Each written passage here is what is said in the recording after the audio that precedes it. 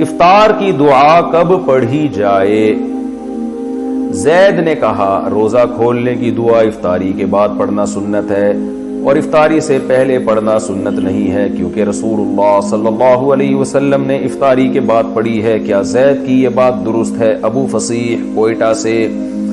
افطاری کی دو دعائیں حدیث سے ثابت ہیں۔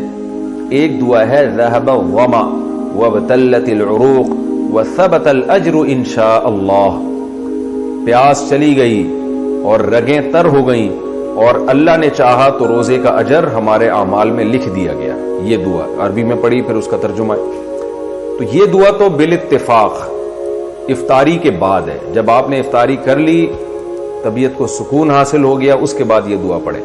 اور ایک دعا جو ابو داؤد میں مرسل حدیث ہے، صحابی کا واسطہ حذف کر کے تابعی ڈائریکٹ نبی صلی اللہ علیہ وسلم سے نقل کرتے ہیں، وہ دعا کیا نقل کرتے ہیں؟ حدیث مرسل ہے اللہم لک صمت وعلی رزقک افطرت۔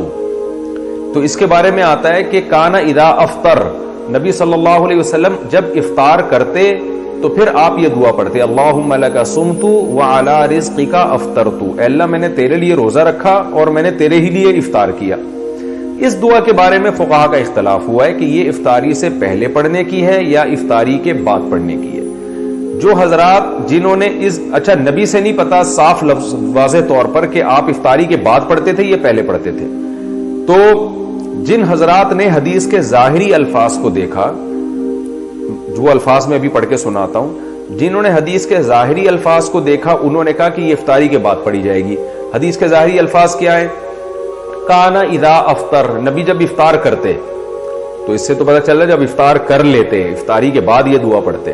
اور دعا کے الفاظ بھی کیا ہیں؟ اللہم لک صمت، اے اللہ میں نے تیرے لیے روزہ رکھا، یعنی پاسٹ کی بات ہے، وعلی رزقک افطرت، اور تیرے رزق پر میں نے افطار کیا، تو اس کا مطلب کر چکا ہے نا، تبھی تو دعا پڑھ رہا ہے۔ تو یہ ان حضرات کی رائے ہے جو یہ کہتے ہیں کہ افطاری کے بعد یہ دعا پڑھی جائے گی، لیکن دوسرے جو بہت سے علماء اس کے قائل ہیں کہ افطاری کے وقت یہ دعا پڑھی جائے گی۔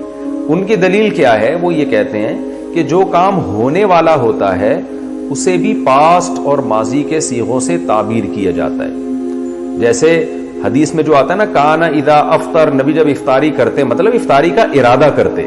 اس کی مثال ایسے جیسے قرآن میں آتا ہے یا ایھا الذین آمنوا اذا قمتم الی الصلاۃ، اے ایمان والو جب تم نماز کے لیے کھڑے ہو جاؤ، فاغسلوا وجوہکم، اپنے چہروں کو دھو۔ تو کیا مطلب کھڑے ہو جاؤ پھر تھوڑی دھو، بلکہ جب تم کھڑے ہونے کا ارادہ کرو۔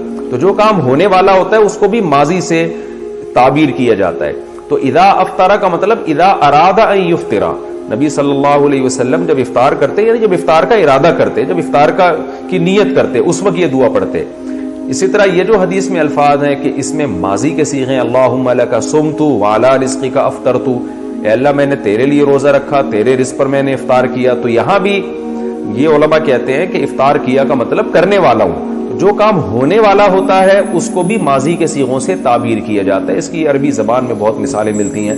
تو اب دونوں طرف دلائل ہیں اور کوئی یقینی دلیل کسی ایک مسلک کی تائید کے لیے بھی نہیں ہے۔ البتہ ہماری رائے میں یہ جو دوسرا موقف ہے یہ زیادہ دلیل کے لحاظ سے اس لیے افضل معلوم ہوتا ہے۔ دوسرا موقف کیا ہے کہ افطاری سے پہلے پڑھنی چاہیے یہ دعا، یعنی افطاری کے وقت، افطاری کا بالکل ٹائم ہو چکا ہے تو آپ کھجور کھانے سے پہلے، پانی پینے سے پہلے یہ دعا پڑھ لیں اللہم لک صمت وعلی رزقک افطرت، یہ پڑھ کے آپ کھائیں۔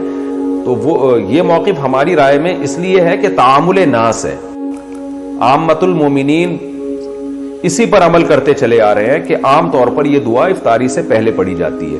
اور ویسے بھی دو دعائیں ہیں تو ایک افطاری سے پہلے پڑھ لی جائے اور ایک افطاری کے بعد، کیونکہ افطاری کے بعد والی جو دعا ہے وہ تو متعین ہے، ذهب الظما وابتلت العروق وثبت الاجر انشاء اللہ تعالی۔